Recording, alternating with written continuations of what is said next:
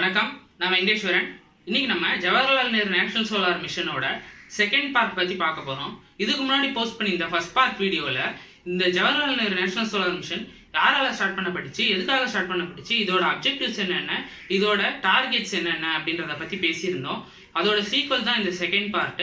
இந்த வீடியோல நம்ம எதை பத்தி பேச போறோம் அப்படின்னு பாத்தீங்கன்னா, இந்த ஜவஹர்லால் நேரு நேஷனல் சோலார் மிஷனோட ரிசர்ச் அண்ட் டெவலப்மெண்ட் ப்ரோக்ராம்ஸ் என்னென்ன, ஹியூமன் ரிசோர்ஸ் டெவலப்மெண்ட்டுக்காக இவங்க என்னென்ன பண்ணியிருக்காங்க, இவங்க யாரோடலாம் இன்டர்நேஷனல் கொலாபரேஷன்ஸ் வச்சிருக்காங்க, இதுக்கு இந்த மிஷனுக்கு யாரு ஃபினான்ஷியல் சப்போர்ட் கொடுக்குறாங்க அப்படின்றத பத்தியெல்லாம் இந்த வீடியோல நம்ம பேச போறோம். ரிசர்ச் அண்ட் டெவலப்மெண்ட் ஃபீல்டில் நேஷனல் சோலார் மிஷனோட எய்ம் என்ன அப்படின்னு பார்த்தோம்னா, இப்போ ப்ரெசென்ட்டாக இருக்கிற சோலார் அப்ளைன்சஸோட எஃபிஷியன்சி இன்க்ரீஸ் பண்ணணும், பேலன்ஸ் ஆஃப் சிஸ்டம்ஸ் அதாவது இன்வெர்டர்ஸ், கன்வெர்டர்ஸ், பேட்டரிஸ் இதோட காஸ்ட் எல்லாத்தையும் கம்மி பண்ணணும், எனர்ஜி ஸ்டோரேஜுக்கு ஆகிற காஸ்ட்டை கம்மி பண்ணணும், ஹைபிரிட் கோஜென்ரேஷனை அதிகப்படுத்தணும், அதுக்கப்புறம் சோலார் பேனல்ஸ் ஆக்குபை பண்ணுற ஸ்பேஸை கம்மிப்படுத்தணும், புது புது மெட்டீரியல்ஸ் சோலார் ஃபீல்டில் இன்வென்ட் பண்ணணும், புது புது ஸ்டார்ட் அப்ஸ் என்கரேஜ் பண்ணணும். இதெல்லாம் தான் சோலார் எனர்ஜி ஃபீல்டில் நேஷனல் சோலார் மிஷனோட மெயின் எய்மாக இருந்தது. நேஷனல் சோலார் மிஷனோட ரிசர்ச் அண்ட் டெவலப்மெண்ட் ப்ரோக்ராம் கண்காணிக்கிறதுக்காகவும், நேஷனல் சோலார் மிஷனோட டார்கெட்டை குறிப்பிட்ட டைமில் அச்சீவ் பண்ணணுன்றதுக்காகவும் இந்தியாவோட டிஃப்ரெண்ட் பிளேசஸ்லேருந்து எமினன்ட் சயின்டிஸ்ட் அண்ட் இன்ஜினியர்ஸை ஒன்றா சேர்த்து ஃபார்ம் பண்ண கவுன்சில் தான் சோலார் ரிசர்ச் கவுன்சில். இதை நேஷனல் சென்டர் ஃபார் எக்ஸலன்ஸ் அப்படின்னு சொல்லுவாங்க. இதுதான் நேஷனல் சோலார் மிஷனோட அபெக்ஸாக விளங்குற ஒரு கவுன்சில்.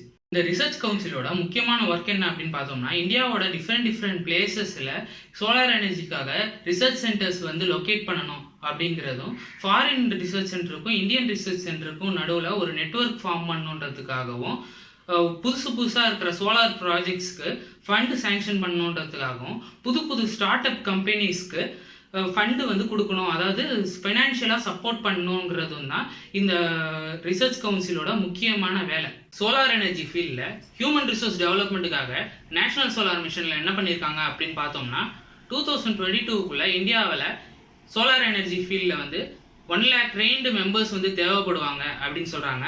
அதுக்காக IITs, Anna universities, SRM universities இந்த மாதிரி ப்ரீமியர் யூனிவர்சிட்டிஸில் சோலார் எனர்ஜி அப்படின்ற கோர்ஸ் டிசைன் பண்ணியிருக்காங்க. இந்த கோர்ஸ் பிஇ, பிடெக், பிஹெச்டி லெவல்ஸில் ஆஃபர் பண்ணுறாங்க. அது மட்டும் இல்லாமல் solar warriors, solar trainee technician program இந்த மாதிரி different internship programs all over India offer பண்ணுறாங்க. இது மூலமாக ஸ்கில்டு லேபர்ஸ் கொண்டு வரலாம் அப்படின்னு நினைக்கிறாங்க. நேஷனல் சோலார் மிஷன் மூலிமா இந்தியா நிறைய ஃபாரின் கண்ட்ரிஸோட கொலாபரேஷன் வச்சு பவர் பிளான்ஸ் ஓப்பன் பண்ணுறாங்க, நிறைய ப்ராஜெக்ட்ஸும் பண்ணுறாங்க சோலார் எனர்ஜி ஃபீல்டில். அப்படி இந்தியாவோட கொலாபரேஷனில் இருக்க கண்ட்ரிஸ் என்னென்ன அப்படின்னு பார்த்தோம்னா, Japan, USA, Australia and European countries. இந்த கண்ட்ரிஸ் தான் எந்த ப்ரோக்ராமுக்கு கீழே கொலாபரேஷனில் இருக்காங்க அப்படின்னு பார்த்தோம்னா, ஏசியா பசிபிக் பார்ட்னர்ஷிப் ப்ரோக்ராம் அப்படின்ற ப்ரோக்ராம் மூலமாக தான் இந்த கண்ட்ரிஸ்லாம் கொலாபரேஷனில் இருக்காங்க. இந்த நேஷனல் சோலார் மிஷனுக்கு யார் ஃபினான்ஷியல் சப்போர்ட் பண்ணுறாங்க அப்படின்னு பார்த்தோம்னா, இந்தியாவில் ministry of new and renewable energy அப்படின்ற ஆர்கனைசேஷன் சப்போர்ட் பண்ணுறாங்க. இன்டர்நேஷனல் ஃபண்ட்ஸ் எங்கேருந்து வருது அப்படின்னு பார்த்தோம்னா, united nation framework convention on climate change அப்படின்ற ஆர்கனைசேஷன் மூலமாக தான் இந்த மிஷனுக்கு ஃபண்ட்ஸ் எல்லாம் வருது. இதோட இந்த Jawaharlal Nehru national solar mission topic ஃபுல்லாக கவர் ஆகிடுச்சு.